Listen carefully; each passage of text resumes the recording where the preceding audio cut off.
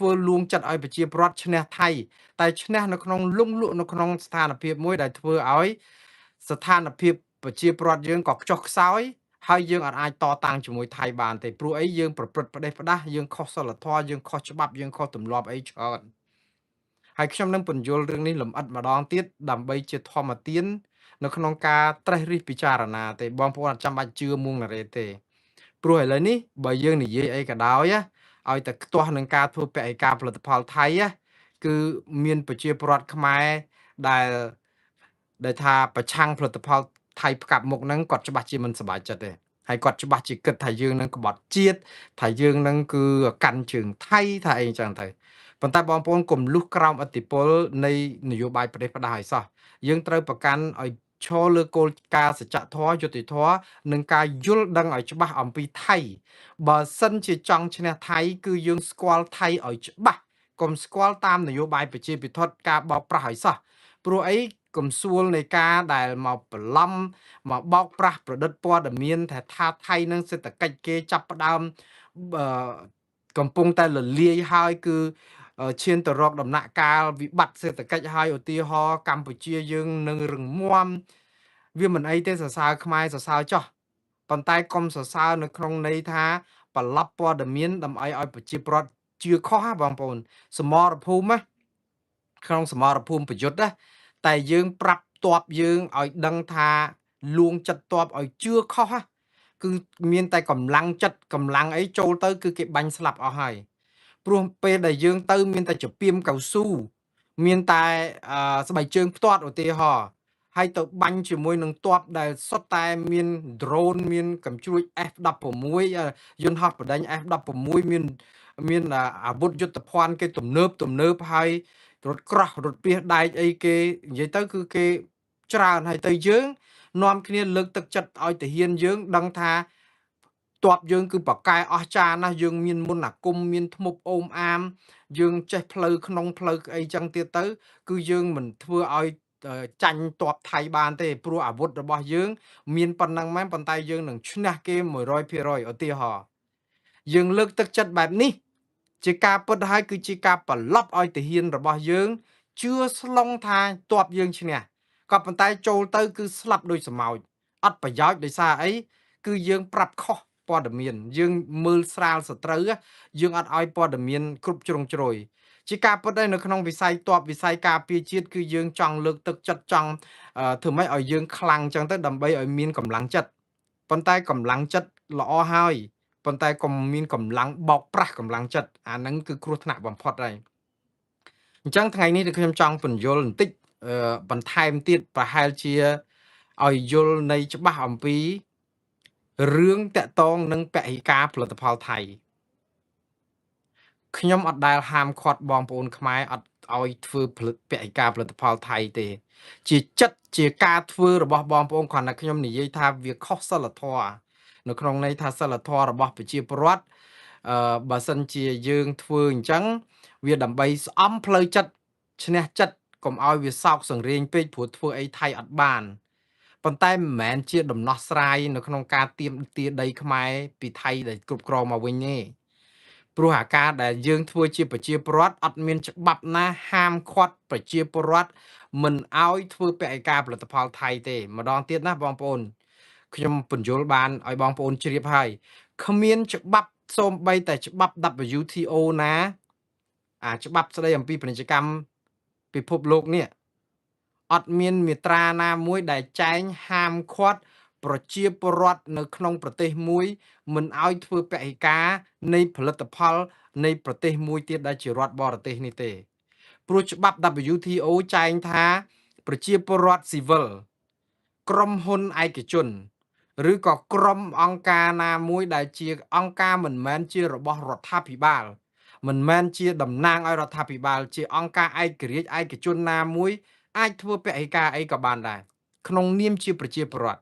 យើងខុសតែសិលធម៌ទេប៉ុន្តែអត់ខុសច្បាប់ទេព្រោះអីច្បាប់គេអនុញ្ញាតឲ្យសិទ្ធិសេរីភាពនៅក្នុងការបញ្ចេញមតិសិទ្ធិសេរីភាពនៅក្នុងការមិនពេញចិត្តរបស់អីមួយសិទ្ធិសេរីភាពនៅក្នុងការជ្រើសរើសរបស់អីដែលយើងទិញជ្រើសរើសរបស់អីប្រើនេះគឺជាសិទ្ធិប្រើប្រាស់របស់អតិថិជនដែលច្បាប់ធានា ប្រើមិនប្រើក៏ហីទៅចង់មិនប្រើផលិតផលហ្នឹងពាក់ឯកាផលិតផលហ្នឹងទៅទិញផលិតផលអីផ្សេងទៀតក៏បានដែរអត់មានច្បាប់ណាហាមឃាត់ទេក្នុងចំណោមប្រជាពលរដ្ឋដែលជាជនស៊ីវិលនេះគឺជាច្បាប់វាខុសតែសិលធម៌ទេព្រោះអីសិលធម៌នៅក្នុងការធ្វើពាក់ឯកាផលិតផលរបស់ប្រទេសណាមួយនៅពេលដែលប្រជាពលរដ្ឋគេជាប្រជាស៊ីវិលប្រជាពលរដ្ឋស៊ីវិលដែរគេអត់ធ្វើពាក់ឯកាផលិតផលយើងនៅក្នុងន័យនេះគឺយើងខុសសិលធម៌ប្រទេសគេមានដងដាវគឺគេចង់និយាយថាគេថ្លៃថ្នូរគេខ្ពស់ជាងយើងក្នុងន័យតែប៉ុណ្្នឹងឯងក៏ប៉ុន្តែនៅពេលដែលថ្នាក់ដឹកនាំនៃរដ្ឋាភិបាលកម្ពុជាឬក៏រដ្ឋាភិបាលណាក៏ដោយចាប់ផ្ដើមប្រកាសក្នុងនាមជារដ្ឋាភិបាលក្នុងនាមជាអ្នកដឹកនាំប្រទេសក្នុងនាមជារដ្ឋគឺនេះជាអង្គើខុសសិលធម៌ផងខុសច្បាប់ទៅទៀតនឹងខ្ញុំចង់ពន្យល់ប្រាប់បងប្អូនឲ្យដឹងតែប៉ុណ្្នឹងឯងហើយបងប្អូនស្អីអស់លោកធ្វើអីធ្វើទៅខ្ញុំគ្រាន់តែប្រាប់អំពីគោលការណ៍ច្បាប់ហើយកុំមករករឿងមុនណារ៉េតខ្ញុំនិយាយនេះគ្រាន់តែឲ្យយល់អំពីឫសគល់នៃបញ្ហាហើយយកទៅដោះស្រាយទៅហើយកុំថាយើងខ្សោយយើងចាញ់គេដោយសារតែយើងហុចដងដាវទៅឲ្យគេហើយយើងលេងលបែងស្មោកគ្រោកជួនកាលគេដឹងលបែងហ្នឹងគឺគេអត់លេងជាមួយយើងទេលបែងស្មោកគ្រោករបស់ថៃគេលេងឆ្អែតហើយគេទម្លាក់គ្រាប់លើទាហានយើងស្លាប់អស់រាប់សិបនាក់គេទម្លាក់គ្រាប់ស្លាប់ជនស៊ីវិលយើងគេឈ្លានពានគេចូលទន្ទ្រានវាយខ្ទេចខ្ទីប្រាសាទប្រាង្គប្រាសាទស្ពានថ្នល់អីលាក់នឹងលាក់ថៃគេបំពេញខ្ទេចខ្ទីវាក៏ក្រិចវាស្មោកគ្រោកឲ្យអស់ហើយក៏ប៉ុន្តែមានចំណុចមួយចំនួនគឺថៃយកព្រៀបលើខ្មែរដោយសារអីដោយសារចំណុចដែលគេគិតថាមានច្បាប់ការពារហើយអារបស់ហ្នឹងគឺគេថែទៅគេទុកឲ្យសហគមន៍អន្តរជាតិមើលមកថាខ្មែរយើងជាអ្នកអត់មានសិលធម៌ឬក៏ប្រព្រឹត្តខុសច្បាប់ឥឡូវនេះខ្ញុំនិយាយម្ដងទៀតប្រជាពលរដ្ឋទូទៅដែលជារាស្ត្រសាមញ្ញធ្វើពហិការគឺជាចិត្តរបស់អស់លោកទេចាស្រឡាញ់ជាតិជ្រុលឬមិនជ្រុលអានឹងគឺជាការសម្រេចចិត្តក៏ប៉ុន្តែនៅពេលដែលថ្នាក់ដឹកនាំប្រទេសមន្ត្រីកាន់ក្របខ័ណ្ឌដែលជាមន្ត្រីជាប់ឆ្នោតក្នុងក្របខ័ណ្ឌរដ្ឋបាលរបស់រដ្ឋាភិបាលមួយហើយចេញមកធ្វើពហិការផលិតផលរបស់ប្រទេសដទៃគឺជាការក្បត់នឹងសិលធម៌ផងគឺជាការរំលោភបំពានច្បាប់ស្តីអំពីពាណិជ្ជកម្ម WTO គឺគោលការណ៍និងក្រមរបស់ WTO ផងគេហៅថាពាណិជ្ជកម្មពិភពលោកនោះអានេះគឺជារឿងច្បាប់រឿងសិលធម៌រឿងបច្ចេកទេសអត់មែនរឿង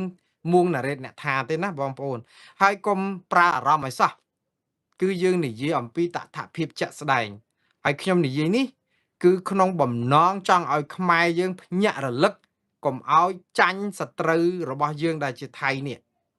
ព្រោះគេដើរខ្សែលើយើងគេមានព្រៀបលើយើងដោយសារតែយើងប្រើភាពល្ងងខ្លៅរបស់យើងនៅក្នុងការធ្វើឲ្យចូលសងនៃការដែលគេឈ្នះព្រៀបលើយើងដូចជារឿងមេដឹកនាំយើងធ្វើពហិការផលិតផលគេដែលខុសក្រិតក្រមនៃអង្គការ WTO អីចឹងឥឡូវខ្ញុំនិយាយអំពីថ្មីនេះមានក្រុមឃោសនិករបស់គណៈបកកណ្ដាលអំណាចនិងរដ្ឋាភិបាលកម្ពុជានឹងគឺព្រួតគ្នាតែម្ដងគឺឡើងមកផ្សព្វផ្សាយព័ត៌មានប្រឌិតបាទព័ត៌មាននេះគឺខ្ញុំស្រាវជ្រាវរកអស់ហើយសារព័ត៌មានអន្តរជាតិទៅហែកកាហែងណាក៏រកមិនឃើញដែរគឺតកតងនឹងការប្រឌិតព័ត៌មានមួយថាប្រទេសថៃកំពុងតែប្រមូលភស្តុតាងដើម្បីដាក់ប្តឹងទៅអាស៊ានផងដាក់ប្តឹងទៅអង្គការពាណិជ្ជកម្មពិភពលោក WTO ផងចោទប្រកាន់កម្ពុជាពីការរើសអើងផលិតផលថៃនិងធ្វើពហិការផលិតផលថៃហេតុអីបានជាខ្ញុំថាព័ត៌មាននេះជាព័ត៌មានប្រឌិតព្រោះព័ត៌មាននេះគឺចេញពីឃោសនិករបស់គណៈបកកណ្ដាលអំណាចនិងរដ្ឋាភិបាលកម្ពុជាតែពុំមានប្រភពព័ត៌មានកាសែតថៃកាសែតអន្តរជាតិណាមួយក៏អត់មានដែរគឺជាការបង្កើតប្រឌិតព័ត៌មានដើម្បីឲ្យមានជាព្រឹត្តិការណ៍សំណួរសួរទៅវិញថាហេតុអីបានជាយើងបង្កើតឲ្យមានព្រឹត្តិការណ៍នេះកើតឡើងហើយប្រឌិតព័ត៌មាននេះក្នុងចេតនាអីដើម្បីចំណេញអីតើវានឹងមានផលវិបាកខាតអីទៅវិញហើយខ្ញុំនឹងពន្យល់ ម្ដងទៀតបងប្អូនព័ត៌មានដែលថាថៃកំពុងតែរៀបចំភស្តុតាងដើម្បីប្តឹងកម្ពុជាទៅអាស៊ានប្តឹងកម្ពុជាទៅអង្គការ WTO តាក់ទងនឹងការរើសអើងផលិតផលថៃឬក៏ការធ្វើពហិការផលិតផលថៃនេះគឺជាព័ត៌មានប្រឌិតសុទ្ធសាធអត់មានប្រភពច្បាស់លាស់អត់មានប្រភពពីខាងណាទេកាសែតណាក៏អត់មាននៅលើពិភពលោកគឺមានតែក្រុមឃោសនិកគណៈបកកណ្ដាលអំណាចនិងរដ្ឋាភិបាលកម្ពុជាដែលឡើងយកមកផ្សព្វផ្សាយធ្វើដូចជារឿងពិតអញ្ចឹងក៏ប៉ុន្តែតើគាត់បង្កើតព័ត៌មានប្រឌិតនេះដើម្បីអីយើងសួរអញ្ចេះទៅវិញហេតុអីបានជាគាត់បង្កើតព័ត៌មានប្រឌិតនេះសួរអញ្ចេះមុននឹងឆ្លើយថាព័ត៌មានប្រឌិតនេះបង្កើតដើម្បីអីសួរថាតើថៃភាគីថៃមានសិទ្ធិប្តឹងកម្ពុជារឿងរើសអើងផលិតផលថៃឬក៏រឿងធ្វើពហិការផលិតផលថៃនេះបានដែរឬយ៉ាងណាសំណួរសួរអញ្ចេះបើតាមច្បាប់ WTO បើត្រឹមតែប្រជាពលរដ្ឋកម្ពុជាជាជនស៊ីវិលក្រុមហ៊ុនសហគ្រាសអង្គការអីក៏ដោយឯកជនដែលមិនចំណោះឲ្យរដ្ឋាភិបាលមិនតាក់ទងនឹងស្ថាប័នរដ្ឋមិនតាក់ទងនឹងមន្ត្រីរាជការមុខការរាជការរដ្ឋរដ្ឋការរដ្ឋឬក៏អ្នកគ្រប់គ្រងរដ្ឋាភិបាលទេគឺច្បាប់ WTO ការពារមិនឲ្យថៃប្តឹងកម្ពុជាបានទេច្បាស់ហើយបងប្អូនណាថៃគ្មានសិទ្ធិប្តឹងប្រជាពលរដ្ឋកម្ពុជាដែលជាជនស៊ីវិលប្រជាពលរដ្ឋជន់មីកញ្ចប់ថៃប្រជាពលរដ្ឋឈប់ប្រើលេថៃប្រជាពលរដ្ឋឈប់ប្រើទឹកស៊ីអ៊ីវថៃប្រជាពលរដ្ឋឈប់ប្រើគ្រឿងអេឡិចត្រូនិកថៃប្រជាពលរដ្ឋឈប់ទិញបន្លែថៃប្រជាពលរដ្ឋឈប់ទិញតរៀនថៃឧទាហរណ៍ពហិការផលិតផលទាំងអស់នេះឬក៏ប្រជាពលរដ្ឋស៊ីវិលយើងធ្វើក្នុងការបញ្ចេញមតិជាក្នុងនាមប្រជាពលរដ្ឋស៊ីវិលឯករាជ្យឬក៏ឯកជនបែបនេះថៃគ្មានច្បាប់មូលដ្ឋានច្បាប់ណាប្តឹងប្រជាពលរដ្ឋកម្ពុជាបានទេច្បាប់មិនអនុញ្ញាតឲ្យថៃធ្វើដូច្នេះបានទេព្រោះអីច្បាប់ WTO ចែងមកថាប្រជាពលរដ្ឋអាចធ្វើពហិការបាននៅក្នុងនាមជាឯកជនក្នុងការបញ្ចេញមតិមិនពេញចិត្តហើយរដ្ឋក៏អាចធ្វើពហិការផលិតផលមួយចំនួនបានលើកក្នុងករណីលើកលែងដែលកម្រឧទាហរណ៍ដូចខ្ញុំនិយាយចឹងផលិតផលដូចជាតកតងនឹងគ្រឿងដែលធ្វើឲ្យមកបំពុលប្រើគីមីឬក៏ប៉ះពាល់សាសនាប៉ះពាល់កសិកម្មអីគេដែលគេត្រូវហាមឃាត់ដើម្បីរឹតបន្តឹងលើកកម្ពស់ផលិតផលក្នុងស្រុកគេដោយប្រការណាមួយប៉ុន្តែត្រូវធ្វើមិនមែនតែប្រទេសមួយទេគឺធ្វើអត់ពហិការផលិតផលគ្រប់ប្រទេសទាំងអស់ដែលនាំផលិតផលដូចគ្នានឹងចូលមកក្នុងប្រទេសយើងអីចឹងទៅព្រោះច្បាប់គេអត់ឲ្យរើសអើងតែមួយប្រទេសទេអាហ្នឹងនៅក្នុងរដ្ឋគេមានករណីលើកលែងខ្លះប៉ុន្តែសម្រាប់ប្រជាពលរដ្ឋអង្គការសង្គមស៊ីវិលពហិការអីក៏បានដែរព្រោះវាជាការសម្រេចចិត្តផ្ទាល់ខ្លួនរបស់បុគ្គលច្បាប់មិនកំណត់ឲ្យមូលដ្ឋានច្បាប់ឲ្យប្រទេសណាមួយដែលរងគេធ្វើពហិការផលិតផលឬសេវារបស់ខ្លួនហ្នឹងប្តឹងទៅអង្គការពាណិជ្ជកម្មពិភពលោកបានទេឬក៏ក្របខ័ណ្ឌអាស៊ានក៏ប្តឹងអត់បានដែរព្រោះច្បាប់អត់ជួយអ្នកប្តឹងកើតទេព្រោះរឿងប្រជាពលរដ្ឋទូទៅសាមញ្ញធម្មតាក៏ប៉ុន្តែកម្រិតជារដ្ឋាភិបាលជាប្រមុខរដ្ឋជាថ្នាក់ដឹកនាំរដ្ឋាភិបាលនៅពេលដែលយើងប្រកបប្រកាសជាសាធារណៈប្រាប់ឲ្យប្រជាពលរដ្ឋពហិការផលិតផលថៃក្នុងនាមជាប្រមុខរដ្ឋាភិបាលនេះជាអំពើអសិលធម៌ហើយជាអំពើខុសច្បាប់ទៀតនៅក្នុងន័យនេះគឺរដ្ឋាភិបាលថៃបើគេចង់ខ្ញុំនិយាយចេះចោះបើគេចង់អាចប្តឹងកម្ពុជាបានដោយសារតែច្បាប់ WTO អនុញ្ញាតឲ្យប្តឹងប្រមុខរដ្ឋាភិបាលឬក៏កម្រិតក្របខ័ណ្ឌរដ្ឋបាលនៃរដ្ឋាភិបាលនៃប្រទេសមួយដែលធ្វើពហិការផលិតផលគេវាប៉ះពាល់ដល់ការរើសអើងផលិតផលគេនិងប៉ះពាល់ដល់សិទ្ធិក្នុងការប្រកួតប្រជែងមិនស្មើភាពគ្នាក្រោមច្បាប់ WTO ស្រួលយល់តែប៉ុណ្ណឹងបងប្អូនអត់មានអីពិបាកយល់ទេគឺក្នុងន័យអញ្ចឹងបើប្រជាពលរដ្ឋធ្វើពហិការខុសតែសិលធម៌ទេមេដឹកនាំប្រទេសធ្វើពហិការផលិតផលបរទេសគឺយើងខុសទាំងសិលធម៌ខុសទាំងច្បាប់ទៅទៀត ហើយដូច្នេះគឺភាគីថៃអាចប្តឹងយើងបានបើគេចង់ប្តឹងគឺប្តឹងមេដឹកនាំអត់ប្តឹងប្រជាពលរដ្ឋទេប្តឹងរដ្ឋាភិបាលកម្ពុជាអត់ប្តឹងប្រជាពលរដ្ឋខ្មែរបានទេព្រោះអីវាប្រជាពលរដ្ឋខ្មែរផុតពីសំណាញ់ច្បាប់ហ្នឹងហើយលើកលែងតែថ្នាក់ដឹកនាំប្រមុខរដ្ឋឬក៏រដ្ឋាភិបាលនឹងឯងដែលប្រកាសទៅវាធ្វើឲ្យហុចដងដាវឲ្យថៃបើគេចង់ប្តឹងនេះក្នុងករណីតែថៃចង់ប្តឹងគឺប្តឹងមេដឹកនាំខ្មែរមេដឹកនាំរដ្ឋាភិបាលក្នុងការប្រកបប្រកាសឲ្យធ្វើពហិការផលិតផលថៃក៏ប៉ុន្តែសំណួរសួរទៅវិញចេះតើថៃមានសិលធម៌អីក្នុងការប្តឹងកម្ពុជាពីរឿងបាត់រើសអើងផលិតផលថៃឬក៏ការធ្វើពហិការផលិតផលថៃតើថៃមានសិលធម៌កន្លែងណាបើយើងមកបំពេញបាត់ព្រំដែនកម្ពុជាយើងរំលោភបំពានឈ្លានពានយកដីកម្ពុជាអស់60កន្លែងជាងយើងសម្លាប់ទាហានខ្មែរអស់មួយកណោ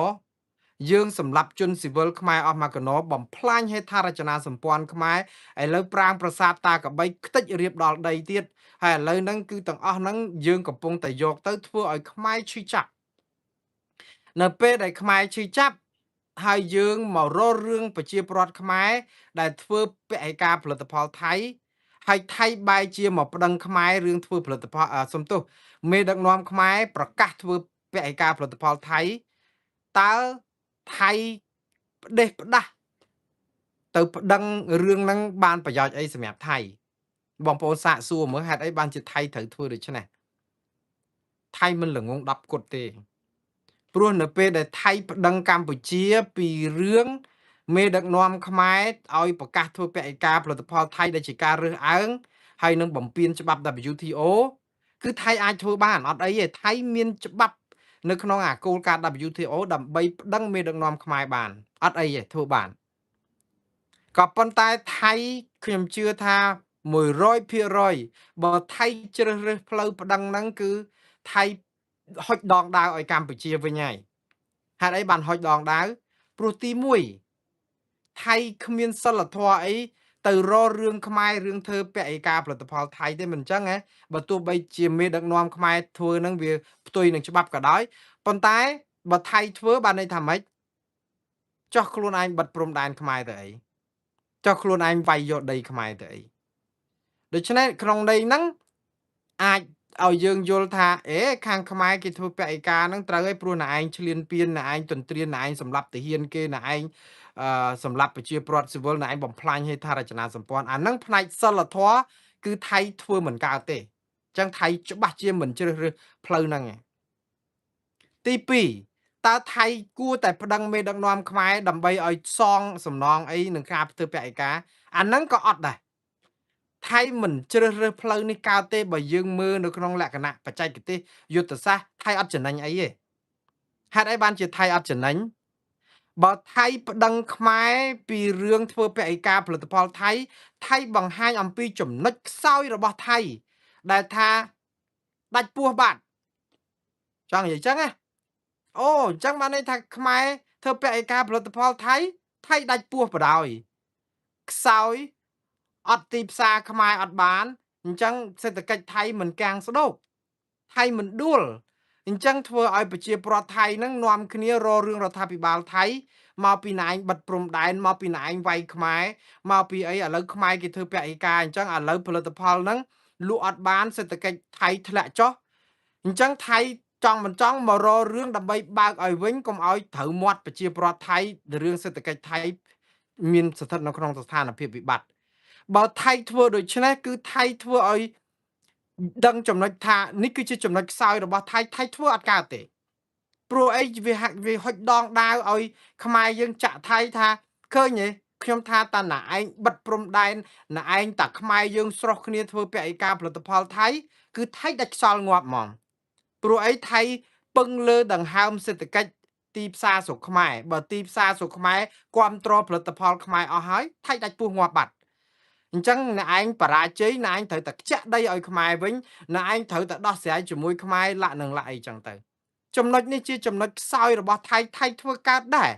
បើថៃជ្រើសរើសយកមកប្តឹងខ្មែរគឺបានន័យថាថៃប្រាប់ថាថៃអន់ថៃខ្សោយថៃអត់អាចអត់ផលិតផលខ្មែរបានបងប្អូនណាត្រូវចាំណា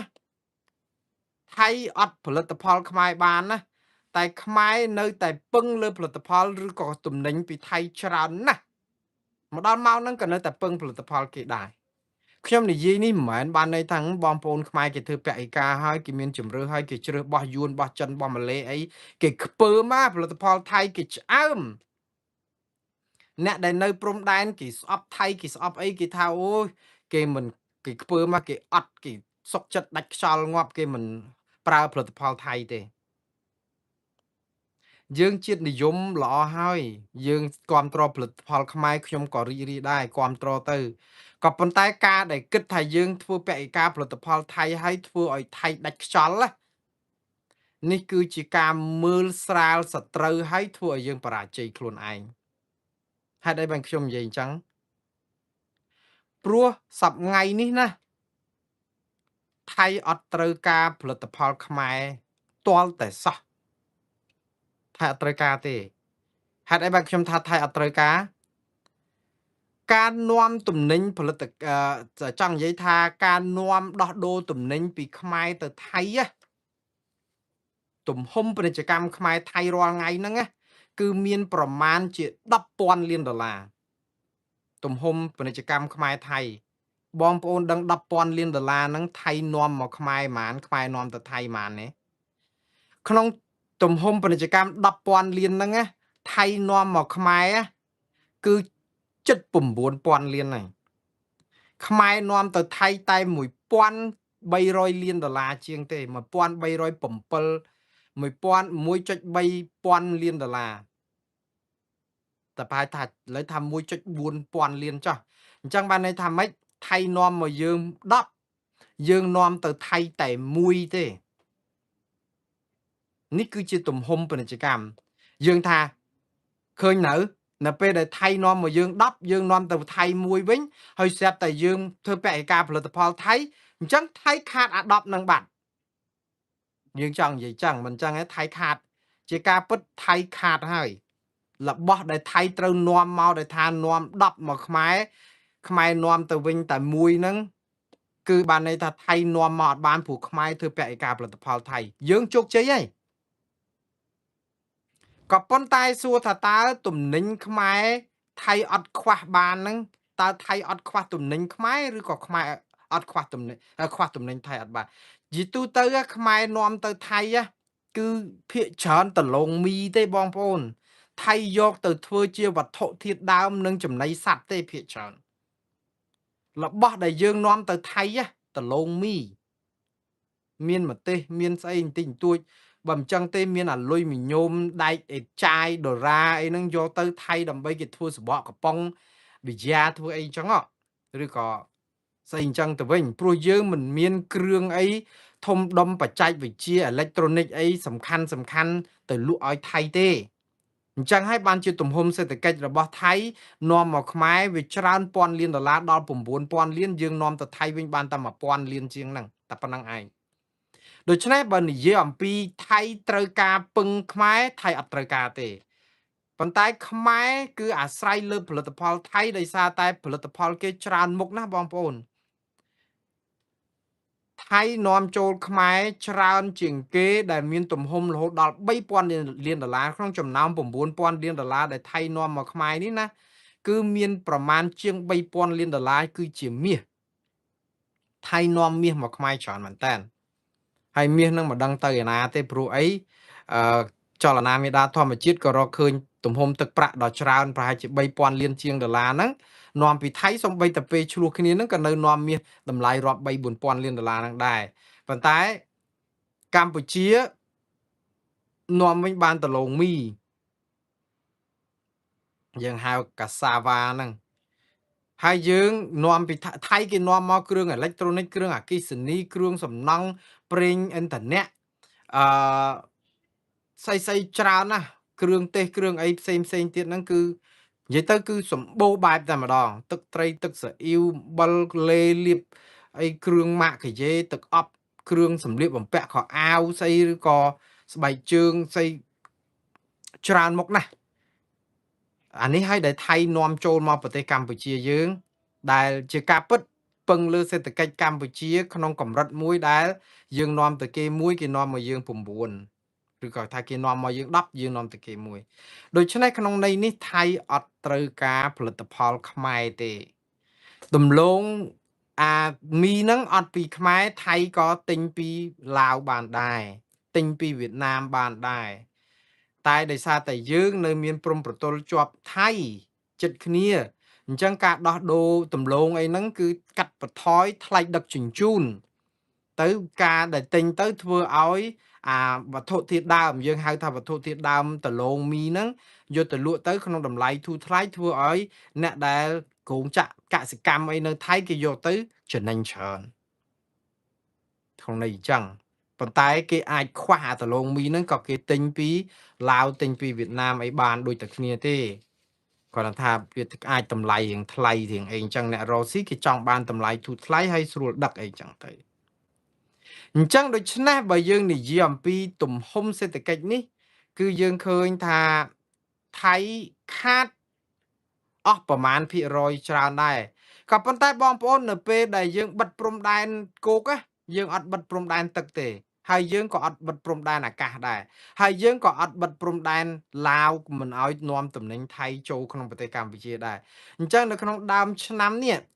2026នេះ5ខែដំបូងមានទំនិញថៃនាំចូលមកប្រទេសកម្ពុជានៅទំហំ60%នៅឡើយទេចុះតែ4%ទេ40%ទេទំហំផលិតផលខ្មែរនាំទៅថៃនៅ70%ថយតែ30%ទេអញ្ចឹងបានន័យថាពាណិជ្ជកម្មនឹងនៅតែទៅវិញទៅមកឡើយតាយើងធ្វើពាក្យការចង់ដាច់ខ្យល់ខាងនោះកុំតែបិទព្រំដែនទេកុំអីផលិតផលថៃហ្នឹងគឺនៅតែវាយលុកទីផ្សារខ្មែរព្រោះយើងប្រើរបស់គេ30-40ឆ្នាំហើយតែឥឡូវនេះដោយសារតែបិទចិត្តឈឹងចឹងទៅហើយសំនឹងយុទ្ធនាការធ្វើពាក្យការទៀតវាធ្វើឲ្យទំនិញថៃជាទូទៅរបស់ដែលខ្មែរធ្វើបានគឺយើងអាចនឹងមានជំរើសដូរទៅម៉ាឡេទៅ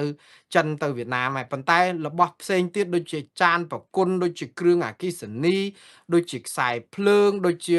របស់គ្រឿងអេឡិចត្រូនិកអីដែលខ្មែរផលិតអត់បានអាគោយន្តកន្ត្រៃគោយន្តស្អីគ្រឿងកសិកម្មស្អីហ្នឹងដែលខ្មែរធ្វើមិនបានគឺនៅតែហូរចូលមកប្រទេសកម្ពុជាក្នុងទំហំទឹកប្រាក់ដល់ទៅ1000លានដុល្លារហ្នឹងឡើយទេហើយកាក់ខ្មែរយើងហ្នឹងអត់ធ្វើពាក្យការតែផលិតផលល្មមតែអាគ្រឿងអីផ្សេងទៀតហ្នឹងគឺយើងត្រូវការប្រើព្រោះអីយើងទិញគ្រឿងបន្លាស់ឧទាហរណ៍អ្នកកសិករអញ្ចឹងបើយើងទិញអាគោយន្តរបស់ថៃគូប៊ូតារបស់តែជប៉ុនតែផលិតនៅប្រទេសថៃគ្រឿងបន្លាស់ទាំងអស់នេះនៅពេលដែលធ្វើកសិកម្មយើងត្រូវការគ្រឿងផ្ចេះគ្រឿងបន្លាស់ហ្នឹងពីថៃដដែលហ្នឹងរួចទៅយើងទៅយកមកពីណាមកទៅត្រូវគ្នាមិនបើគ្រឿងចាក់ហ្នឹងវាជាគ្រឿងផលិតនៅប្រទេសថៃដូច្នេះគ្រឿងកសិកម្មទាំងអស់ហ្នឹងកសិករនៅតែត្រូវការដដែលហ្នឹងតែយើងធ្វើបេក្ខការបានតែរឿងដូចតរ៉េនដូចរឿងសាវម៉ៅដូចរឿងផ្លែឈើទឹកស៊ីអ៊ីវទឹកអីហ្នឹងត្រូវហើយយើងមានរបស់យួនអីមកកណោតែរឿងផ្សេងទៀតដែលខ្មែរយើងធ្វើមិនបានហើយប្រើរបស់គេហ្នឹងគឺយើងនៅតែប្រើរបស់គេជាពិសេសខាងសំណង់ខាងអីហ្នឹងអានេះខ្ញុំចង់និយាយអំពីទំហំសេដ្ឋកិច្ចថៃមកស្រុកខ្មែរបងប្អូនថាបើយើងធ្វើពាក្យការទៅគឺថៃដាច់ខ្យល់ស្លាប់ហើយឥឡូវនេះអញ្ចឹងហើយបានជាថាមានការប្រឌិតព័ត៌មាននឹងឲ្យចេញអញ្ចឹងហើយខ្ញុំនឹងបញ្យល់ពីរឿងប្រឌិតព័ត៌មាននឹងខាតអីចំណេញអីអ្នកណាអ្នកប្រឌិតព័ត៌មានហ្នឹងខ្ញុំនិយាយអំពីទំហំពាណិជ្ជកម្មថៃឲ្យបងប្អូនបានស្ដាប់មួយម៉ាត់ពីរទៀតចោះកុំឲ្យថាយើងកែបនៅក្នុងដូងព្រោះអីតែយើងថាធ្វើបរិការផលិតផលថៃហ្នឹងយើងបរិការឡើងស្ងាត់ស្រុកហ្នឹងថៃនៅតែនាំមក60%អស់តែ4%ថយតែ40%ទេប៉ុន្តែឥឡូវខ្ញុំនិយាយអំពីទំហំពាណិជ្ជកម្មថៃជាទូទៅនៅលើពិភពលោកបើអត់ខ្មែរតើថៃសេដ្ឋកិច្ចគេធ្លាក់ឬក៏កលាប់ចាក់ឬក៏វិនាសសន្តិយ៉ាងម៉េចបងប្អូនទំហំពាណិជ្ជកម្មថៃនៅក្នុងមួយឆ្នាំទំហំសេដ្ឋកិច្ចគេដែលនាំមកទីផ្សារអាស៊ានខ្ញុំអត់ទាន់និយាយពិភពលោកទេក្នុងមួយឆ្នាំទំហំសេដ្ឋកិច្ចថៃនាំមកទីផ្សារអាស៊ានមានវៀតណាមមានឡាវមានភូមាមានឥណ្ឌូនេស៊ីម៉ាឡេស៊ីសិង្ហបុរីប្រទេសទាំងអស់ទាំង11រាប់ដកថៃចេញទាំង10នៅក្នុងប្រទេសអាស៊ាននេះ ថៃនាំចេញក្នុងទំហំទឹកប្រាក់$60,000 លាន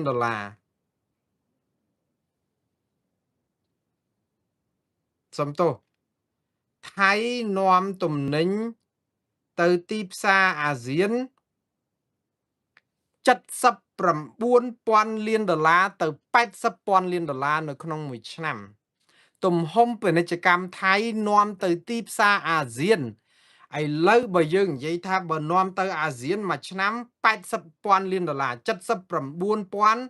ទៅ$80,000 លានស្មើនឹងថវិកាជាតិខ្មែរ8ឆ្នាំនឹងគ្រាន់តែទំហំដែលផលិតផលថៃនាំមកទីផ្សារអាស៊ានចុះឥឡូវបើយើងដកខ្មែរចេញអាស៊ានមាន10ប្រទេសអត់រាប់ថៃទេបើថៃនាំទៅអាស៊ានទាំង10ប្រទេសនេះបាន$80,000 លាននៅក្នុងមួយឆ្នាំយើងដកខ្មែរមួយចេញឥឡូវយើងនិយាយថាដកឲ្យច្រើនហ្មង$9,000 លានតែដកមិនកើតទេដក$9,000អត់កើតទេបងប្អូនដោយសារតែទំហំពាណិជ្ជកម្មថៃនាំមកខ្មែរនេះថយតែ40%អញ្ចឹងបានន័យថាបើ$9,000 លានថយ40%នៅសល់ប្រមាណ$5,000 លានចុះឥឡូវយើងដក$5,000 លានដែលអត់ត្រូវនាំមកទីផ្សារបានដោយសារយើងធ្វើពហិការឬក៏បិទព្រំដែនហ្នឹងតើទំនិញថៃនាំទៅទីផ្សារអាស៊ាននៅសល់ប៉ុន្មានទៀតគឺនៅសល់$75,000 លានទៀតបងប្អូនឃើញនៅ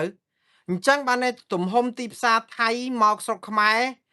ក្នុងតាអាស៊ានហ្នឹងគឺ10%នៃទំហំនាំចេញរបស់ថៃទៅអាស៊ានទេព្រោះថៃនាំទៅ80 លានមកខ្មែរ80,000 លានមកខ្មែរ8,000 លានដូច្នេះបានន័យថាបើដកទាំងអស់គឺបានន័យថានាំទៅអាស៊ាន100មកខ្មែរតែ10%នៅក្នុងចំណោម100ហ្នឹងអាហ្នឹងបើយើងដកឲ្យពេញផងឥឡូវនេះដោយសារតែថៃនៅតែនាំផលិតផលមកខ្មែរបានដោយសារតែយើងអត់បិទព្រំដែនទឹកនិងព្រំដែនអាកាសនៅប្រមាណ5,000 លានទៀតអញ្ចឹងបានន័យថាថៃនាំផលិតផល100%ទៅអាស៊ានណាមកខ្មែរតែ5%ទេទំនិញថៃទំហំសេដ្ឋកិច្ចថៃ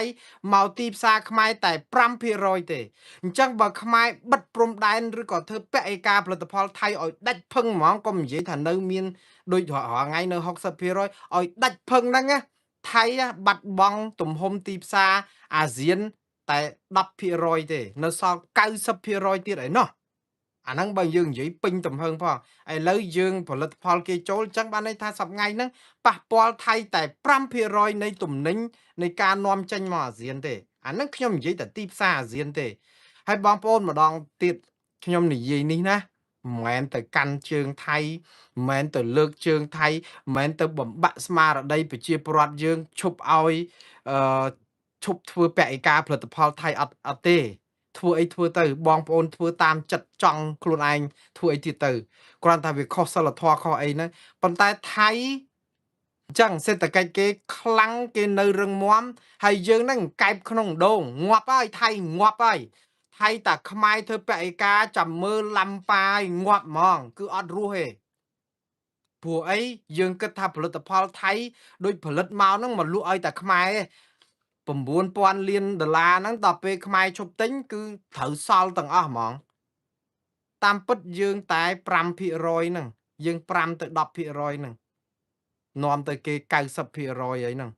ហើយដល់ពេលឥឡូវឧទាហរណ៍ដូចយើងរកស៊ីអីអញ្ចឹងយើងមានអតិថិជន10នាក់ហើយឥឡូវអតិថិជនម្នាក់គេឈប់ទិញរបស់យើង10%ចុះអតិថិជន9នាក់ទៀតអញ្ចឹងគេដេកអីចឹងទីផ្សាររបស់គេស្លាប់អីចឹងយើងនិយាយដូចថាស្រឡាញ់ជាតិនេះប៉ុន្តែធ្វើនយោបាយប្រជាពិធបោកប្រាស់ឲ្យប្រជាពលរដ្ឋងប់ងល់ជឿតាមគ្នាទៅហើយចេះតែថាថៃដួលដោយសារតែយើងមើងងាយថាថៃខ្សោយថៃដួលនឹងឯងបានជាយើងអស់ដី62កន្លែងនោះយើងវាយអត់ឈ្នះគេនឹងដោយសារតែយើងមើងងាយគេយើងមិនមែនថាឲ្យតម្លៃគេទេយើងមិនចាប់បាច់ឲ្យតម្លៃថៃទេប៉ុន្តែយើងត្រូវរៀនយល់អំពីយុទ្ធសាស្ត្រនិងកម្លាំងរបស់គេបានយើងវាយគេឈ្នះបើយើងដឹងថាមុខហ្នឹងសុទ្ធតែខ្លាសុទ្ធតែតោសុទ្ធតែជៀមសុទ្ធតែដំរីសំទោសតោខ្លាដំរី ហើយយើងសុទ្ធតែវងជាមនឹងប៉ប៉ែហើយនឹងឆ្លុះហើយយើងតែគិតថាទៅនឹងស៊ីខ្លាទាំងអស់ហើយយើងប្រាប់ឲ្យយើងរត់ស្រទៅខ្លាស៊ីកបីទៅនេះគេស៊ីអស់ហ่าយើងតតែដឹងមុនបានយើងត្រៀមថាអូយើងទុកកម្លាំងយើងប៉ុណ្ណាយើងបញ្ជូនមិនយើងធ្វើសង្គ្រាមអីសង្គ្រាមទៅប្រាវគេស៊ីអស់ហើយឆ្លុះប៉ប៉ែនឹងជាមហ្នឹងតែបើយើងយកមួយដើម្បីឆ្មក់អីទៅសង្គ្រាមឆ្លប់អីឈ្នះគេតតែយើងស្គាល់សត្រូវយើងបានយើងវាយសត្រូវយើងឈ្នះមិនមែនដូចរាល់ថ្ងៃហ្នឹងយើងនាំគ្នាទៅទម្លាក់តម្លៃសត្រូវនៅពេលដែលសត្រូវខ្លាំងណាយើងទៅប្រាប់បងប្អូនយើងថាអានឹងគឺជាប៉ប៉ែទេតាមពិតវាជាតោជាខ្លានៅហ្នឹងចាំស៊ីយើងហើយយើងទៅប្រាប់ថាអូកុំខ្លាចវាស្ទាបទៅអានេះប្រគួយឬក៏ប៉ប៉ែទេដល់ទៅខ្លាស៊ីងាប់បាត់ហ៎យើងធ្វើឲ្យប្រជាប្រដ្ឋយើងស្លាប់នៅក្នុងចង្កូមខ្លាដោយសារតែយើងកុហកគាត់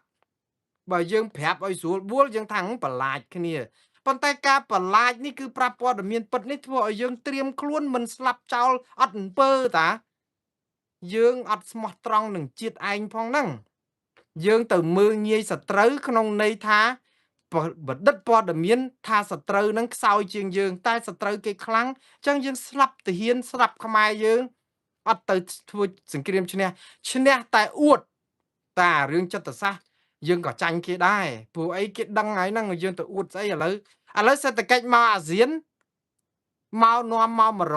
100មកខ្មែរតែ10អត់ដល់10ផងហើយឥឡូវបិទខ្មែរជើងអត់បិទដាច់ទៀតចឹងនៅសល់5ទៀតចឹងខាតបិទតែ 5% ហ្នឹងទៅយោទឹក10ដែលហូរបាញ់ប្រាវទៅហើយយើងទប់តែទៅយោកន្លះនៅសល់ទៅយោ9ទៀតបោះថៃដែលហូរទៅអាស៊ានយើងថាអានឹងដាច់ពុះងាប់ហើយថៃដាច់ខ្សល់ងាប់បាត់នេះគឺជានយោបាយប្រជាពិធដ្ឋបោកប្រជាប្រដ្ឋឲ្យលងលក់ក្រោមអានយោបាយប្រជាពិធដ្ឋបោកហើយយើងនៅខ្សោយដដែលខ្មែរគ្នាឯងនៅអួតនៅហ្នឹងយើងឈ្នះអួតហើយដល់អួតស្លាប់ហ៎បងប្អូនអញ្ចឹងមកខ្ញុំអត់សរសើរខ្មែរឲ្យស្លាប់ទេខ្ញុំបងអាប់ខ្មែរឲ្យរស់ព្រោះខ្ញុំស្រឡាញ់ជាតិនេះណាអ្នកណាថាអីថាទៅតែខ្ញុំស្រឡាញ់បងប្អូនតិចទៀតយកគំនិតខ្ញុំយកទៅគិតទៅស្ដាប់ទៅនឹងដឹងគុណអរគុណមួងណារ៉េទៀតផងគាត់តែមិនដឹងមិនបាច់ទេមិនបាច់អរគុណមិនបាច់អីគាត់ថាខ្ញុំនិយាយនេះឲ្យបងប្អូនរស់អត់ឲ្យបងប្អូនស្លាប់ទេខ្ញុំនិយាយនេះគ្រាន់តែទំហំសេដ្ឋកិច្ចថៃមកអាស៊ាន11ប្រទេសទេបងប្អូន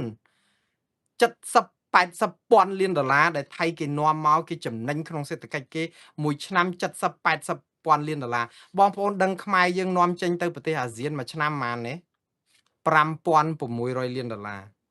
ទៅទាំងអស់ប្រទេសទាំងអស់នៅអាស៊ានហ្នឹង5600លានដុល្លារតិចជាងថៃប្រហែលដងបងប្អូន14ដងទំហំនាំចេញរបស់យើងទៅអាស៊ានតិចជាងថៃ14ដងព្រោះថៃគេ80លានយើងតែ 5.6 លានហ្នឹងហើយឥឡូវយើងអត់នាំទៅថៃបានអត់នាំទៅអីទេហើយយើងវាមិននាំទៅថៃបានច្រើនដែរទេប្រហែលជា1000លានអីហ្នឹងថយទៅយើងនៅសល់4000លានទៀតកាន់តែថយទៀតគេនៅសល់75,000លានដោយសារអត់នាំមកខ្មែរគេនៅសល់ពេញទំហឹងបាត់តែ 5% អាហ្នឹងទំហំថៃតែនាំមកអាស៊ានឥឡូវខ្ញុំនិយាយអំពីទំហំថៃនាំទៅពិភពលោកតែម្ដងតើប្រមាណបងប្អូនឮអាពាក្យនេះហើយបងប្អូននឹងចាត់បាយហ្មងថាអូថៃហ្នឹងអញ្ចឹងចោះយើងហ្នឹងមិនក៏មេដឹកនាំយើងឬក៏ក្រុមឃោសនិករបស់គណៈបកប្រជាជនកម្ពុជាហ្នឹងអូយើងឈ្នះហើយថៃដួលហើយថៃស្លាប់ហើយថៃដាច់ពោះងាប់ហើយព្រោះយើងអត់ទិញផលិតផលថៃបងប្អូនពាណិជ្ជកម្មថៃទៅលើពិភពលោកខ្ញុំអត់ទាន់ដកអាស៊ានទេខ្ញុំបូកទាំងអាស៊ានបូកទាំងពិភពលោកណាក្នុងមួយឆ្នាំទំហំសេដ្ឋកិច្ចថៃដែលនាំចេញទៅលើទីផ្សារពិភពលោក340,000លានដុល្លារ340,000លានដុល្លារលេខ40ហើយមាន03ទៀតបានលានដុល្លារទៀតគឺបានន័យថា340,000លានដុល្លារទំហំសេដ្ឋកិច្ចថៃនាំទៅពិភពលោកស្មើនឹងថវិកាជាតិកម្ពុជា30ឆ្នាំ34ឆ្នាំគ្រាន់តែគេនាំទៅពិភពលោកមួយឆ្នាំចាយដើម្បីគ្រប់គ្រងស្រុកខ្មែរដោយអត់ចាំបាច់រកអីសោះ34ឆ្នាំ ព្រោះគេ300លានពាន់លានជាងហ្នឹង340ពាន់លានឯនោះឥឡូវឧទាហរណ៍ខ្ញុំដកចេញអាស៊ានមិញនេះចុះដកអាស៊ានចេញអាស៊ានមិញថា80ពាន់លានអញ្ចឹង340ដក80ពាន់លានចេញពីអាស៊ានក៏ទំហំសេដ្ឋកិច្ចថៃនៅលើពិភពលោកគឺ360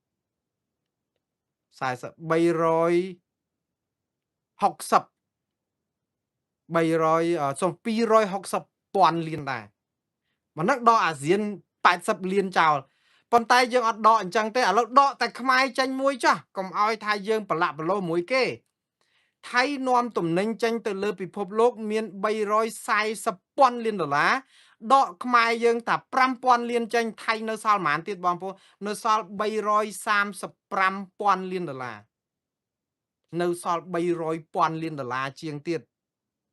ដករបស់យើង5000លានដែលថាទំហំសេដ្ឋកិច្ចដែលយើងថាអូថៃដួលថៃអីនេះហើយគឺជានយោបាយកង្កែបក្នុងដូងអង្កែបក្នុងដូងកែបឯកង្កែបស្លំហៅកង្កែបថាកង្កែបបោកពាក្យខ្មែរគឺកង្កែបខ្ញុំចង់ប្រាប់បងប្អូនឲ្យដឹងថាបើយើងចង់ឈ្នះថៃយើងរៀនយល់ពីថៃហើយរៀនយល់ពីភាពខ្លាំងរបស់គេកុំរៀនយល់ពីរបៀបដែលគិតថាគេអត់ខ្សោយសោះហើយយើងទៅវាយគេថាគេដួលដោយសារសេដ្ឋកិច្ចខ្មែរអញ្ចឹងបងប្អូនសរុបសេចក្តីមកទំនិញថៃនាំទៅលើពិភពលោកបើដកទំនិញខ្មែរចេញគឺថៃបាត់តែ3%មិនដល់ផងនៅសល់97%ទៀតទីផ្សារគេពេញពិភពលោកអញ្ចឹងបើយើងមានដើមទុន$100យើងជ្រុះបាត់អស់$3តើយើងខ្សែធនមែនវាអត់ខ្សែធនទេគឺសេដ្ឋកិច្ចគេខ្លាំងណាស់គេរឹងមាំណាស់អញ្ចឹងហើយបានអាមេរិកបានប្រទេសចិនប្រទេសអីគេនៅចាប់ថៃជាប់ដោយសារតែគេដឹងថាទំហំពាណិជ្ជកម្មថៃនេះវាធំធេងចំណេញសម្រាប់ប្រទេសទាំងអស់នោះដែលគេអាចរកស៊ីជាមួយគ្នាបានយើងវិញស្ពៃខ្ញុំចង់និយាយចេះឥឡូវនៅពេលដែលសេដ្ឋកិច្ចថៃខ្លាំងមហិមាបែបនេះសេដ្ឋកិច្ចថៃធំជាងសេដ្ឋកិច្ចខ្មែរប្រមាណបងប្អូនចង់ដឹងថាសេដ្ឋកិច្ចខ្មែរនាំទៅពិភពលោកប្រមាណដែរទេកុំឲ្យថៃនាំដល់ទៅ300ទំហំសេដ្ឋកិច្ចពាណិជ្ជកម្មថៃទៅពិភពលោកដល់ទៅ340ពាន់លានចុះខ្មែរប្រមាណពាន់លានដែរខ្មែរក៏មិនអន់ដែរបងប្អូនធំដែរណាសេដ្ឋកិច្ចខ្មែរនាំទៅពិភពលោកនៅក្នុងមួយឆ្នាំមានទំហំប្រមាណជា31,000លានដែរបងប្អូន31,000លានដែរ31.3,000លានដែរទៅលើពិភពលោកចឹងបានន័យថាម៉េចបើដកទៅអាស៊ាននេះ5,000លានចឹងបានន័យថាទៅពិភពលោកខ្មែរក៏នាំចេញ20លាន29,000លានដែរច្រើនដែរហើយ29,000លានបងប្អូនដឹងទៅណាច្រើនជាងគេអាមេរិក12,000លានជិត13,000លានអឺរ៉ុប4,000លានទៀតអញ្ចឹងគ្រាន់តែអឺរ៉ុបនិងអាមេរិកចង់អស់នៃអាទំហំនៃការនាំចេញហើយក្រៅពីហ្នឹងគាត់នាំទៅជប៉ុនទៅកូរ៉េទៅប្រទេសអីដទៃទៀតអីអញ្ចឹងទៅប៉ុន្តែទំហំសេដ្ឋកិច្ចយើងនៅលើជាមួយនឹងពិភពលោកយើងមានតែ31,000លានថៃមាន340,000លានទំហំសេដ្ឋកិច្ចយើងពាណិជ្ជកម្មយើងតូចជាងថៃ10ដងជាងឯណោះបើយើងនិយាយណាដូច្នេះយើងអត់មានថៃអត់បានផលិតផលអីមកអត់ចូលខ្មែរអីហ្នឹងអត់អីទេ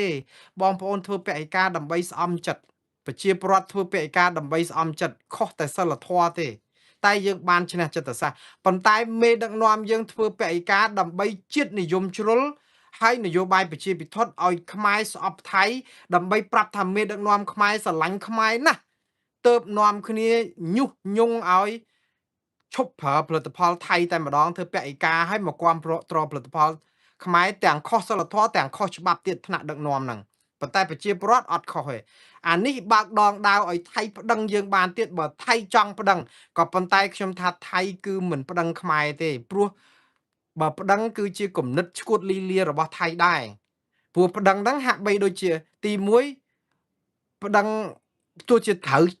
អាចប្តឹងបានក៏ដោយតែប្តឹងឲ្យខ្មែរមើងងាយថៃហ្នឹងថាថៃហ្នឹងអូមកឡាំប៉ាឃើញទេដាច់ពោះងាប់បាត់ ដោយសារតែតំណែងបិទចិត្តឈឹងដោយសារតែថៃគេមិនចង់ឲ្យចាញ់ច្រាបខ្មែរហ្នឹងបានគេបិទព្រំដែនគេអត់បើកសោះ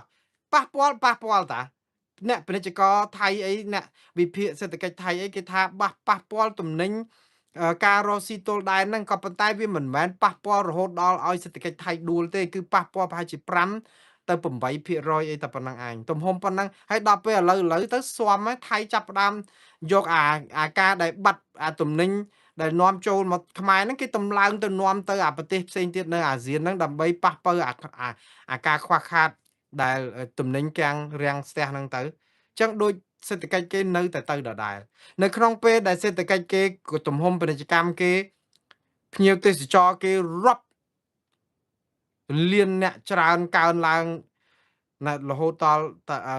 ភ្ញៀវគេនៅពេញស្រុកពេញប្រទេសយើងហ្នឹងក៏បាត់ភ្ញៀវអស់ទៀតចុះ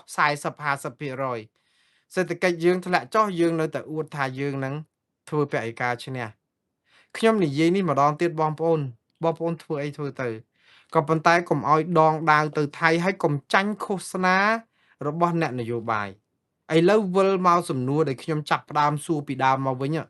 តើអ្នកណាបង្កើតព័ត៌មានប្រឌិតដែលថាថៃគ្រងរៀបចំប្រមូលភស្តុតាងដើម្បីប្តឹងខ្មែរទៅអាស៊ានផងទៅអង្គការ WTO តាក់ទងនឹងការរើសអើងផលិតផលថៃនិងការធ្វើបរិការផលិតផលថៃពីថ្នាក់ដឹកនាំស្រុកខ្មែរអ្នកដែលបង្កើតព័ត៌មានប្រឌិតនេះគឺជាក្រុមឃោសនិករបស់គណៈបកប្រជាជនកម្ពុជាហើយនឹងរដ្ឋាភិបាលកម្ពុជានឹងតែម្ដងព្រោះអត់មានកាសែតថៃអត់មានកាសែតបរទេសណាផ្សាយសោះមានតែក្រុមគ្នាគាត់ហេតុអីបានគាត់បង្កើតព័ត៌មានហ្នឹងសំណួរសួរអញ្ចឹងទៅវិញហេតុអីបានជាគាត់បង្កើតព័ត៌មានហ្នឹងរឿងមាន2ទី1ពង្វៀងព្រឹត្តិការណ៍ព្រោះក្រុមឃោសនិករបស់គណៈបកកណ្ដាលអំណាចគាត់អត់សូវមានស្អីស្នៀតអីក្រៅពីច្បិចឆ្កាស់ដៀលជេថ្មេះតេះដៀលអីចឹងទៅដូច្នេះដើម្បីឲ្យអាព្រឹត្តិការណ៍ហ្នឹងវាស្របព្រោះមួយថ្ងៃនេះកំពុងដឹងថាមួងណារ៉េតអស់ដុំថ្មចោលឆ្កែហ្នឹងចិត្តតែមកកវ៉ែលរហូតបររឿងមួងណារ៉េតហ្នឹងថាដៀលប្រជាពលរដ្ឋខ្មែរថាខ្វះសិលធម៌អត់ព្រមដៀលថៃថាខ្វះសិលធម៌រឿងធ្វើបរិការផលិតផលថៃដល់អញ្ចឹងទៅដើម្បីឲ្យស្របតាមឲ្យប្រជាពលរដ្ឋហ្នឹងនាំគ្នាស្អប់មួងណារ៉េតហ្នឹងឲ្យច្រើនទៀតទៅបញ្យលមិនគឺគេចាប់ផ្ដើមទាញអាព្រឹត្តិការណ៍ហ្នឹងឲ្យយើងហ្នឹងមកស្អប់មួងណារ៉េតឲ្យខ្លាំងទៅដល់ពេលអញ្ចឹងទៅធ្វើឲ្យមួងណារ៉េតហ្នឹងកាន់តែល្បីហេតុអីបានជាមួងណារ៉េតហ្នឹងទៅជាកម្មវត្ថុអីក៏សម្បើមមកមិនម្នាក់ឯងសោះនេះអស់លោកមានប្រព័ន្ធផ្សព្វផ្សាយរាប់ពាន់រាប់សហគ្រាសទូរទស្សន៍វិទ្យុអាមីអាថោងទាំងក្នុងទាំងក្រៅប្រទេសយូរមកខ្វល់រឿងមួងណារ៉េតមួយខ្ញុំចិត្តតែឆ្ងល់ខ្លួនឯងដែរតែហេតុអីបានជាខ្ញុំនឹងទៅជាបុគ្គលអីក៏សំខាន់អីមកម៉េះមួយថ្ងៃដូចអត់មាននិយាយរឿងពីមួងណារ៉េតអត់យកឈ្មោះមួងណារ៉េតទៅប្រើដូចអត់លក់ហ្មងដូចថាយកទៅរាល់ថ្ងៃញយពេកអាហ្នឹងខ្ញុំនិយាយថាអត់ចេះពើមអត់ចេះឆ្អើមនឹងការស៊ីគេមួងណារ៉េតអស់លោកគ្មានការខ្មាស់អៀនទេអត់ចេះផលិតមាតិកាខ្លួនឯងបង្កើតរឿងស្អីឲ្យច្នៃប្រឌិតអត់ទេចាំតែលួចរបស់គេចឹងហើយតោងកលិបមួងណារ៉េតហ្នឹងយកមកដើម្បីបន្សាបឥទ្ធិពលមួងណារ៉េតគោលការណ៍របស់គេគឺបន្សាបឯប៉ុន្តែបងប្អូនគាត់ភ្លេចគិតថានៅពេលដែលនិយាយពីមួងណារ៉េតកាន់តែច្រើនធ្វើឲ្យមួងណារ៉េតហ្នឹងកាន់តែល្បីទៅវិញខ្ញុំពងតែឆ្ងល់មិនមែនអស់លោកហ្នឹងមិនដឹងទេប៉ុន្តែគាត់ចាប់ផ្ដើមគេហៅ fake it until you make it ខ្លែងបន្លំប្រឌិតព័ត៌មានហ្នឹងធ្វើយូរទៅវាទៅជារឿងមួយដែលដដែលទៅគេថាប្រហែលជាស្ដាប់ទៅដូចជារឿងពិតដែរព្រោះវាជាការប្រឌិតក៏ដោយដើម្បីអីវាយប្រហារមួងណារ៉េតហ្នឹងថាជាជនក្បត់ជាតិថាជាអ្នកកាន់ជើងថៃអ្នកអីចឹងទៅមករករឿងខ្មែររឿងគាត់ស្អីថាមិនអោយធ្វើបរិការផលិតផលថៃបានន័យថាស្អប់ខ្មែរយើងកាន់ជើងថៃមើងងាយប្រជាពលរដ្ឋខ្មែរនៅតែខាងថៃក្បត់ជាតិអីចឹងទៅគេចង់ប្រាប់ឲ្យថាធ្វើឲ្យប្រជាពលរដ្ឋហ្នឹងស្អប់មួងណារ៉េតនាំគ្នាជេរនាំគ្នាអីចឹងទៅអីចឹងក្នុងគំនិតរបស់គេហ្នឹងគឺគេធ្វើឲ្យមើលមួងណារ៉េតហ្នឹងគឺជាមនុស្សអាក្រក់មនុស្សជូរជាតិមនុស្សក្បត់ជាតិអីចឹងទៅព្រោះអីហេតុអីបានជាថៃបំផ្លាញដីខ្មែរយកដីខ្មែរសម្រាប់ទាហានខ្មែរស្អីចាប់ប៉ុណ្ណឹងហើយបែរទៅជាមកឃ ាត់ប្រជាពលរដ្ឋមិនឲ្យធ្វើពហិការដែលខុសសិលធម៌ថាខុសសិលធម៌តែមិនទៅថ្កោលទោសថៃរឿងដែលខុសសិលធម៌រឿងឈ្លានពានកម្ពុជា តែផ្ទុយទៅវិញអស់លោកអត់បានស្ដាប់មួងនរេតថ្កោលទោសថៃអត់ឈប់អត់ស្វាងតែមួងនរេតនិយាយពីការខ្វះសិលធម៌នេះគឺសំដៅទៅលើថ្នាក់ដឹកនាំប្រជាពលរដ្ឋក៏ខ្វះសិលធម៌ដែរបើគាត់ធ្វើនឹងព្រោះថៃគេអត់ពាក់ឯកាផលិតផលយើងអាហ្នឹងសិលធម៌យើងវាទាបជាងគេប៉ុន្តែមិនមែនបានន័យថាយើងទៅនេះចោះមិនអត់ចង់ធ្វើអញ្ចឹងបានន័យឯងនិយាយអញ្ចឹងណែឯងក្បត់ជាតិមិនមែនទេប្រាប់បងប្អូនឲ្យយល់ថាកុំចាញ់បោកឃោសនានយោបាយប្រជាពិធរបស់គណៈបកកណ្ដាលអំណាចឬរដ្ឋាភិបាលកម្ពុជាឲ្យបងប្អូនងប់នៅក្នុងការធ្វើពហិការផលិតផលគេហើយជឿថាធ្វើពហិការផលិតផលគេហ្នឹងគេដាច់ខ្យល់ងាប់គេអត់ដាច់ខ្យល់ទេគឺយើងទាំងអស់គ្នាហ្នឹងគឺកំពុងតែវក់នៅក្នុងការដែលពង្វក់ផ្នែកចិត្តសាស្ត្រនយោបាយចិត្តសាស្ត្ររបស់គណៈបកកណ្ដាលអំណាចនិងរដ្ឋាភិបាលតាឲ្យយើងវល់នៅក្នុងរឿងហ្នឹងផ្លិចរឿងព្រំដែនបាត់ឥឡូវធ្វើអញ្ចឹងដើម្បីបន្សាបមួងនរេតហ្នឹងឲ្យគេស្ដាប់មកអូមួងនរេតហ្នឹងមិនមែនខ្មែរអត់ស្រឡាញ់ខ្មែរផងស្រឡាញ់ថៃស្រឡាញ់អីហ្នឹងអញ្ចឹងស្អប់គាត់ទៅរឿងគាត់និយាយអីលើកក្រោយមិនបាច់ស្ដាប់ទៀតទេព្រោះមនុស្សហ្នឹងក្បត់ជាតិអីចឹងទៅគោលដៅហ្នឹងគឺចង់វាយប្រហារបន្សាបមួងនរេតទេដល់អញ្ចឹងយកអាព្រឹត្តិការណ៍មួងនរេតនិយាយថាអសិលធម៌នៅក្នុងការធ្វើពហិការផលិតផលថៃពេលថៃគេអត់ធ្វើពហិការហ្នឹងយកតែមកកណាត់មកជ្រុងហ្នឹងអត់មើលគ្រប់ជ្រុងជ្រោយចឹងទៅហើយឥឡូវហុចដងដាវឲ្យថៃអញ្ចឹងដើម្បីឲ្យព្រឹត្តិការណ៍ហ្នឹងវាកាន់តែវល់គឺបង្កើតព័ត៌មានប្រឌិតមួយទៀតថាឥឡូវឃើញនៅថៃគេចាប់ផ្ដើមបាក់ស្បាតហើយដោយសារតែយើងធ្វើពហិការផលិតផលគេបានជោគជ័យហើយបានឥឡូវគេរករឿងយើងហ៎គេរកប្រមូលផោះតាងទៅប្តឹងទៅអាស៊ានផងប្តឹង WTO ចង់បងប្អូនធ្វើពហិការនឹងត្រឹមត្រូវហើយកុំគិតដូចមួងណារ៉េតអីសោះព្រោះថៃបាក់ហើយថៃសេដ្ឋកិច្ចគេលលាយហើយព្រោះតែយើងធ្វើពហិការហ្នឹងឃើញបោកប្រជាពលរដ្ឋមកតង់ទៀតបោកថាថៃលលាយដោយសារតែរឿងពហិការហ្នឹងហើយឲ្យកម្ពុជាស្អប់មួងណារ៉េតមួយសារទៀតដោយសារតែបង្កើតប្រឌិតព័ត៌មានហ្នឹងឃើញថៃរងរបួសហេរបួសយើងហើយណាត្រូវព្រួយយើងហើយដល់ពេលហើយអញ្ចឹងយើងប្រឹងទៀតហើយបន្សាបមួងណារ៉េតនឹងបន្តទៀតក៏ប៉ុន្តែដូចខ្ញុំនិយាយអញ្ចឹងយើងកំពុងតែបញ្ញុះវងឆ្លុះនិងពពែទៅឲ្យចូលក្នុងវងខ្លាវងតោហើយនឹងពោះវែកកំពុងអាចាំចឹកកំពុងអាចាំតបាក់យើងហើយឲ្យយើងទាំងអស់នេះជឿថានឹងនោះសុទ្ធតែប្រគួយហើយនឹងកងោកអីវ៉ានេះសុទ្ធតែស្លូតអីចឹងទៅដល់ទៅស្លាប់ទាំងអស់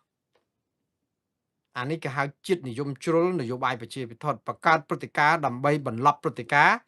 រឿងពីរគឺរឿងចង់បន្សាបមួងណារ៉េតឲ្យស៊ីគ្នាទៅនឹងអ្វីដែលកំពុងអវ័យបហានឹងផងរឿងមួយទៀតដែលធំជាងនឹងទៀតគឺរឿងពង្វៀងដានឲ្យព្រឹត្តិការណ៍ហ្នឹងមកវល់តែនិយាយពីរឿងពហិការនិយាយពីរឿងស្អីពីរឿងថៃចង់រកប្តឹងខ្មែរមករកឆ្លោះស្អប់ថៃអីទៀតហើយអត់មានរឿងកើតឡើងនឹងសោះតែពិតខ្លួនឯងអត់ព្រមប្តឹងថៃទៅវិញណាយើងទៅខ្វល់គេរឿងព័ត៌មានចចាមអារាមរឿងប្តឹងខ្មែរតែប្តឹងទៅតុលាការយុត្តិធម៌អន្តរជាតិក៏អត់ប្តឹងទៅតុលាការព្រហ្មទណ្ឌអន្តរជាតិក៏អត់ប្តឹងថៃបិទផ្លូវចោលតវ៉ាអស់ហើយមិនដឹងពេលណាបានដីខ្មែរមកវិញគេអត់ព្រោះអញ្ចឹងអាទាំងអស់ហ្នឹងវាបាក់ទឹកចិត្តប្រជាពលរដ្ឋដេកចាំរងចាំយូរពេកមិនដឹងបានដីមកវិញអញ្ចឹងចេះបង្កើតព្រឹត្តិការណ៍ហ្នឹងឲ្យមានរឿងអីផ្សេងអញ្ចឹងទៅយើងវល់តាមគេអញ្ចឹងហើយបានជាខ្ញុំថាខ្ញុំអស់ដុំថ្មចោលឆ្កែហ្នឹងគឺខ្ញុំមែនតើខ្ញុំអត់ទៅវាយប្រហារបុគ្គលទៅចោលឆ្កែអីណាទៀតទេអត់ទេខ្ញុំនិយាយនេះក្នុងន័យជាធម្មទានប្រាប់បងប្អូនទាំងអស់ឲ្យដឹងថាថៃកំពុងស្ថិតក្នុងកម្រិតណាយើងនៅកន្លែងណាដើម្បីយើងត្រៀមខ្លួនតតាំងឈ្នះគេខ្មែរឈ្នះថៃមិនមែនរបៀបប្រឌិតព័ត៌មាន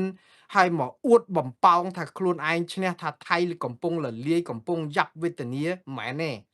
នេះគឺជាការធ្វើបាបប្រជាពលរដ្ឋឲ្យយល់ខុសនៅពេលដែលយល់ខុសយុទ្ធសាស្ត្រយើងគឺខុសហើយព្រោះយើងមើលងាយសត្រូវស្មានតែប្រពែតាមពិតតោតាមពិតខ្លាគឺយើងទៅស្លាប់អីចឹងដូច្នេះនៃនេះគឺជាការក្បត់សិលធម៌មួយយ៉ាងបំពេញទៀតព្រោះយើងបោកប្រាស់ប្រជាពលរដ្ឋណាសុកចិត្តប្រាប់ការពិតហើយយើងស្អំចិត្តប្រជាពលរដ្ឋតាមរយៈផ្សះផ្សាគ្នាវិញ ត្រូវរូវគ្នាប្រជាពលរដ្ឋខ្មែរដោះលែងអ្នកទោសមនសិការលើកលែងទោសលោកកឹមសុខាឲ្យមានធ្វើនយោបាយវិញលើកលែងទោសលោករងឈុនឲ្យមានធ្វើនយោបាយកាន់គណៈបកប្រកួតប្រជែងឲ្យកសែតមានសេរីព័ត៌មានស្រុកសនុកផ្សាយឲ្យមានជ្រុងដែលគេជឿដើម្បីបន្សាបព័ត៌មានថៃឲ្យអង្គការសង្គមស៊ីវិលឯករាជ្យកុំចាប់គេដាក់គុកឲ្យប្រជាពលរដ្ឋសហជីពមានសិទ្ធិធ្វើអីស្រួលបួលដើម្បីតវ៉ាសិទ្ធិកម្មករឲ្យថ្លៃធ្នូមានឡានមានអីជិះមានសុវត្ថិភាពមានប្រាក់ឈ្នួលអីបាន3 4 500មួយខែគ្រាន់បើជាង210គាត់ទិញកន្ទុកអត់ចង់គ្រប់ហ្នឹងអានឹងដោះលែងកញ្ញាសេងធីរីអ្នកទោសមនសិការទាំង100អ្នកជិត120អ្នកជិត110អ្នកស្ដារផ្សះផ្សាជាតិយើងឲ្យមានមុតមមហើយចាំផ្ដើមផ្ដួលប្រមូលកម្លាំងគ្នាប្តឹងថៃទៅតុលាការយុត្តិធម៌អន្តរជាតិព្រហ្មទណ្ឌអន្តរជាតិនេះឯងដែលប្រជាពលរដ្ឋមូលមាត់ជាសម្លេងដើម្បីជាតិយើងមិនមែនមកអង្គុយផ្សព្វផ្សាយព័ត៌មានប្រជាពិធដ្ឋបកើតប្រឌិតព័ត៌មានវិបហាជេរបតិចគេហើយចាប់ផ្ដើមថាខ្លួនឯងគ្រាន់បើទេអត់ទេនេះគឺជានយោបាយប្រជាពិធដ្ឋទិញពេលវេលាគ្រាន់តែស្អំចិត្តប្រជាពលរដ្ឋហើយគឺយើងនឹងបរាជ័យចាញ់ថៃគ្រប់យ៉ាងគ្រប់សមរភូមិហើយគេមើងងាយយើងទៀតក្នុងន័យនេះខ្ញុំនិយាយនឹងដើម្បីប្រយោជន៍ខ្មែរតាហើយអស់លោកគិតខ្លួនឯងទៅបាទឥឡូវនេះខ្ញុំស្លេះរឿងអឺអ្នកណានៅពីក្រោយការបង្កើតព័ត៌មានប្រឌិតនេះហើយបើសិនជា2 3ថ្ងៃទៀតឬក៏10ថ្ងៃទៀតឬ20ថ្ងៃទៀតកន្លះខែមួយខែអីទៀតថៃគេចាប់ផ្ដើមប្រមូលភស្តុតាងដាក់ប្តឹងរដ្ឋាភិបាលកម្ពុជាឬក៏ប្រមុខដឹកនាំរដ្ឋាភិបាលកម្ពុជាពីរឿងរើសអើងផលិតផលថៃឬក៏ធ្វើពាក់ឯការផលិតផលថៃខ្ញុំអត់ភ្ញាក់ផ្អើលទេបើសិនជាគេដាក់ព្រោះគេមានច្បាប់ WTO អនុញ្ញាតឲ្យថៃដាក់ដែរប្តឹងដែរប៉ុន្តែខ្ញុំនៅតែជឿជាក់100%ថាថៃមិនភ្លីភ្លើមកដាក់ពាក្យប្តឹងឲ្យខ្មែរមើងងាយថៃថាអន់ណាស់ស្អីគេគ្រាន់តែផលិតផលអត់នាំមកខ្មែរប៉ុណ្ណឹងចាប់ផ្ដើមតថេតថាដាច់ខ្យល់ងាប់ហើយអ្នកឯងចង់ស្រែកមិនឲ្យបើកព្រំដែនឡើងវិញមិនថៃមិនជ្រើសរើសផ្លូវហ្នឹងទេហើយកុំទៅជឿថាថៃធ្វើផ្លូវហ្នឹងនោះអញ្ចឹងអ្នកណាបង្កើតប្រឌិតព័ត៌មាននេះគឺមែនតែនទៅគឺជាការធ្វើបាបខ្លួនឯងទេហើយចុងក្រោយភូតច្រើនចាញ់អាត្មាអញ្ចឹងយល់ល្អគឺឈប់បំពល់អាព័ត៌មានហ្នឹងហើយឈប់ពង្រៀងព្រឹត្តិការណ៍អីកើតទៀតទៅនាំគ្នាសម្រួចឲ្យរដ្ឋាភិបាលប្តឹងថៃទៅតុលាការព្រហ្មទណ្ឌអន្តរជាតិនិងតុលាការយុត្តិធម៌អន្តរជាតិឆាប់តាមដែលអាចធ្វើទៅបាននេះគឺជាជំរឹះដ៏ត្រឹមត្រូវបើអស់លោកអ្នកស្នេហាជាតិតោះលើកទឹកចិត្តឲ្យរដ្ឋាភិបាលប្តឹងទៅហើយបើថាបកកាយទេកុំមកររឿងមុងណារ៉េតអីរឿងស្អីនិយាយរឿងបេកាអីរឿងអីហ្នឹងមិនបាច់ទេខ្ញុំបកស្រាយឲ្យអស់ខ្ញុំគ្មានដុំថ្មចោលឆ្កែទៀតបើបកកែមែនណាឡើងមកនិយាយមកហេតុអីបានអត់ប្តឹងថៃទៅតុលាការព្រហ្មទណ្ឌអន្តរជាតិហេតុអីបានអត់ប្តឹងថៃទៅតុលាការយុត្តិធម៌អន្តរជាតិហើយឡើងមកអ្នកណាក៏បានដែរអ្នកណាក៏បានដែរក្នុងជួរគណៈបកប្រជាជនកម្ពុជានិងរដ្ឋាភិបាលនឹងឡើងមកពន្យល់ប្រជាពលរដ្ឋទៅហើយកុំបាច់យកឈ្មោះមួងណារ៉េតអីទៅដាក់អីបានហើយទុកឲ្យមួងណារ៉េតធ្វើបង្អែមលៀងមាត់មកផ្ទះថ្នោតជូនបងប្អូនទទួលទានពិសាឲ្យកើតទឹកនោមផ្អែមគ្រប់គ្នាចោះអស់លោកនឹងទៅធ្វើពន្យល់ប្រាប់ប្រជាពលរដ្ឋឲ្យលើកអង្គហេតុលើកច្បាប់ណាមាត្រាប្រមាណដែលខ្មែរមិនអាចប្តឹងថៃទៅតុលាការព្រហ្មទណ្ឌអន្តរជាតិច្បាប់មាត្រាប្រមាណដែលខ្មែរមិនអាចប្តឹងថៃទៅតុលាការយុត្តិធម៌អន្តរជាតិបញ្យល់ទៅហើយឲ្យខ្ញុំបើសិនជានិយាយមកឲ្យមានសមហេតុផលមួងណារ៉េតនឹងយកអាខ្សែអាត់វីដេអូអស់លោកនឹងយកមកចាក់នៅក្នុង show មួងណារ៉េតដើម្បីជាធម្មទានឲ្យប្រជាពលរដ្ឋស្ដាប់ទៀតប៉ុន្តែបើបាតផ្សារបែបនេះកុំថាឡើយដល់ស្ដាប់បិទចោលអស់ហើយ block ចោលអស់ហើយបាទខ្ញុំអរគុណច្រើនបងប្អូនខ្ញុំស្លេះការផ្សាយរបស់ខ្ញុំប៉ុណ្ណឹងសិនចោះព្រោះអីយប់ជ្រៅណាស់ទៅហើយចិត្តកណ្ដាលត្រៀតអីនៅទីក្រុង Long Beach រដ្ឋ California ខ្ញុំសុំសម្រាប់ប៉ុណ្ណេះសិនព្រោះត្រូវភ្ញាក់ម៉ោង4ចឹងគេងតែ 4-5 ម៉ោងសម្រាប់ព័ត៌មានយប់នេះនៅបងប្អូននៅស្រុកខ្មែរហើយអរគុណបងប្អូនដែលគ្រប់គ្រងស្វាមីភក្តិទោះព្យុះព្យូមៀយ៉ាងណាក៏នៅតែស្រឡាញ់នៅតែផ្ដល់បេះដូងនៅតែគ្រប់គ្រងនៅតែយល់ថាបង្អែមលៀងមាត់របស់មួងណារ៉េតនេះនៅតែផ្អែមត្រជាក់ចិត្តហើយជាបង្អែមដែលមិនប្រែប្ដូររសជាតិហើយខ្ញុំនៅតែបដិញ្ញាសច្ចាដរាបណាមួងណារ៉េតនៅមានដង្ហើមដក គឺបង្អែមលាងមាត់របស់មួងណារ៉េតនេះមួយខ្ទះធំនេះនឹងនៅតែជាស្ករត្នោតខេត្តកំពង់ស្ពឺគោយ៉ាងឈ្ងុយឆ្ងាញ់ខ្ទិះដូងប្រណិតព្រឹតព្រៀងជាមួយនឹងធ្យូងស្លឹកចេកស្អាតជូតអត់មានឲ្យបងប្អូនឈឺពោះទេទទួលទានប្រកបដោយការទទួលខុសត្រូវហើយអ្នកដែលធ្វើក៏ប្រកបដោយការទទួលខុសត្រូវដែរហើយខ្ញុំជឿថាប៉ុណ្ណឹងចង់ឲ្យអ្នកផ្សេងទៀតចង់បានបង្អែមលាងមាត់អាហារ8ពេលអីធ្វើទៅរៀបចំម្ហូបខ្លួនឯងទៅកុំមកយកស៊ីពេមួងណារ៉េតអីបានហើយខ្ញុំនិយាយម្ដងទៀតអត់មានដុំថ្មចោលឆ្កែទេតែមួងណារ៉េតរក្សាសិទ្ធិក្នុងការអប់រំព្រានប្រដៅជាធម្មទាន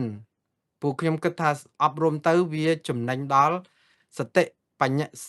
សម្បញ្ញៈបញ្ញាញាណរបស់ប្រជាពលរដ្ឋខ្មែរវាជាកុសលផលបុណ្យដែលសាងសម្រាប់ជាតិមួយនេះព្រោះខ្ញុំមិនអាចសួរថាតើជាតិនេះធ្វើអីសម្រាប់ខ្ញុំទេខ្ញុំតែងតែសួរខ្លួនឯងថាតើខ្ញុំអាចជួយអីខ្លះក្នុងចំណែកខ្លួនខ្ញុំនេះដើម្បីជួយជាតិខ្ញុំតាមលទ្ធភាពដែលខ្ញុំអាចធ្វើទៅបានមិនចំពោះថារងព្យុះព្យូមៀប៉ុណ្ណាទេនិយាយរួមណាបើព្យុះខ្យល់កាន់តែខ្លាំងខ្ញុំកាន់តែឈរឲ្យខ្ពស់ហើយរឹងមាំជាងមុនតទៅទៀតបាទអរគុណច្រើនបងប្អូនខ្ញុំបាទចាប់តែប៉ុណ្ណឹងសូមជម្រាបលា